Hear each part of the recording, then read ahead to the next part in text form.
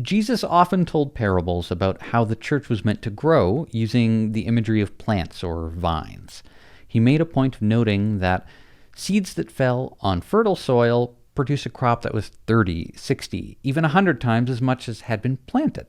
So, good soil makes for good plants, and that means a good environment makes for good followers of Jesus. But how do we cultivate good soil? Typically, churches today focus on praying and Bible study and listening to sermons. These are all good things, but they are not the complete picture. All of these practices need to be paired with something more in order for us to achieve our full potential as followers of Jesus. In the book, The Other Half of Church, Jim Wilder and Michael Hendricks highlight 4 biblical practices that provide us the good soil we need in order to thrive: joy, loving attachment, group identity, and healthy correction. These aren't radical new discoveries or an easy 4-step process to improvement, but old tools that need to be added back into our routine. They are relational practices that will help lead us to a transformation of character to be more like Christ, starting with joy. When a friend or loved one sees you and their face lights up, what we experience is joy.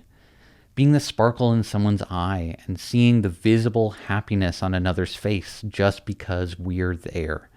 This kind of joy can be seen across the Bible. The Lord bless you and keep you. The Lord make his face shine on you and be gracious to you. The Lord turn his face towards you and give you peace. Even God lights up when he sees you. This isn't just a passing feeling. We were meant to live joy-filled lives that can sustain us through life's hardships. Even in distress, we can relate to one another in community and be glad to be together. But relationships like that also need a strong foundation of love. Now, love is another very familiar word that we need to revisit. We're not talking about romantic love or loving pizza. We're talking about strong, loving attachments. When people unselfishly seek the best for others, like a parent caring for a newborn child. This kind of love has a biblical foundation in the word hesed, an enduring covenant love.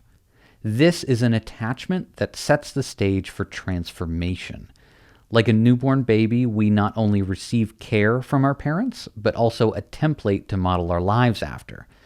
It goes beyond willpower or a conscious thought to commit to change. This is an internal glue that helps us build our character.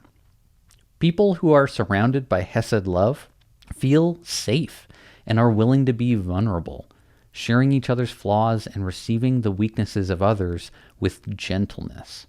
And a church that shows love in this way will create a loving community for people to participate in, with opportunities to witness and imitate the maturity of its members. With joy as the fuel and loving attachment to keep good character in place, it's important that we keep our sights on the ultimate goal, becoming more like Jesus. We call this our group identity. As a group, we need to examine how Jesus lived and use that to define how we act as his followers.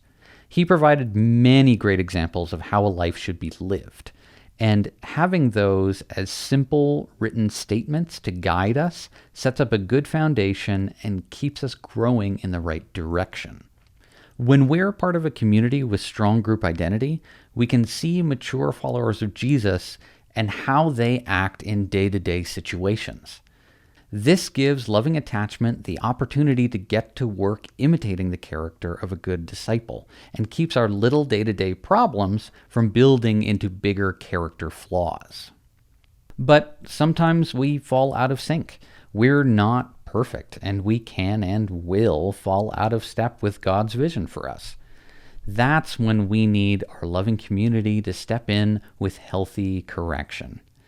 Now, correction is easy to mess up, and most of us have an experience where we've been shamed or corrected in a way that pins us down under the supposed weight of our failure. That's not what we're talking about here. Healthy correction is built upon the other three values and shows us how to get back to the version of ourselves God knows we can be. Shame is still present in this correction, but instead of a giant stab, it's only a little pinprick. It's the impact of the mistake coupled with forgiving love and guidance to bring us back into the light. All four of these elements together make for good, rich soil that will allow us to grow. Now, even the best soil doesn't make plants grow overnight, but these are valuable tools to add to the routine of our lives. These are tools that can help us be transformed into the kind of people Jesus wants us to be. People who spark joy in each other, who love unselfishly and extravagantly. People with their sights set on Jesus who can correct themselves without tearing each other down. That sounds like a community that I would want to be part of.